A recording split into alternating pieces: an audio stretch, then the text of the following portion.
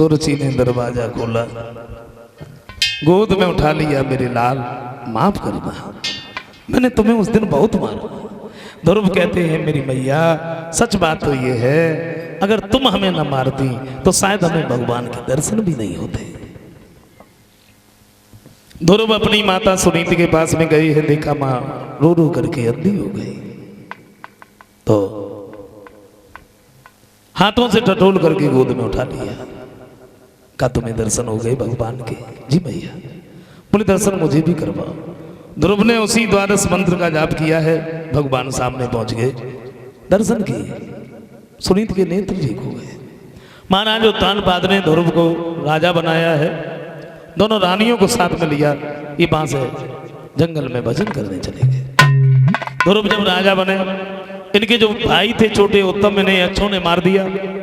ध्रुव ने जब ये सुना कि मेरे भाई को यक्षों ने मार दिया, युद्ध करने के लिए तैयार हुए, तो ब्रह्मा जी ने आके समझाया बेटा तुम्हारे भाई उत्तम की इतने ही दिन की जिंदगी थी, इसलिए संसार को छोड़ के चला गया, तुम क्रोध न करो।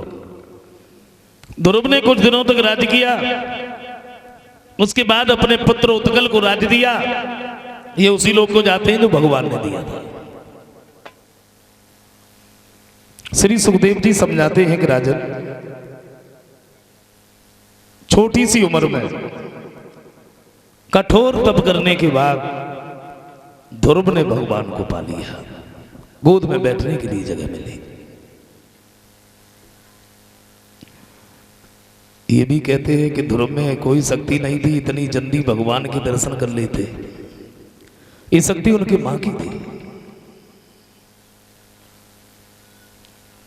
और बच्चे का भविष्य मां के हाथ में होता है। बच्चा तो एक सफेद चादर की तरह है, मां उसे जिस रंग में रंगना चाहे वो रंग जाता है। मां अगर चाहे तो अपने बच्चे को राज सिंहासन पर बिठा दे, मां अगर चाहे तो बच्चे को गधे पर भी बैठने के लायक न जोड़े। ये मां शब्द बहुत बड़ा होता है। प्राणी तो बाद में आता है, पहले उसे मां मिल जाती है, और बड़ी किस्मत वाले होते हैं जिनकी मां होती है।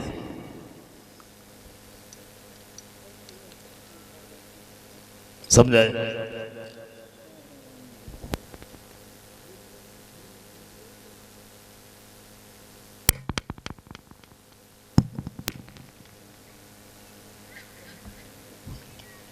बच्चे का भविष्य मां के हाथ में।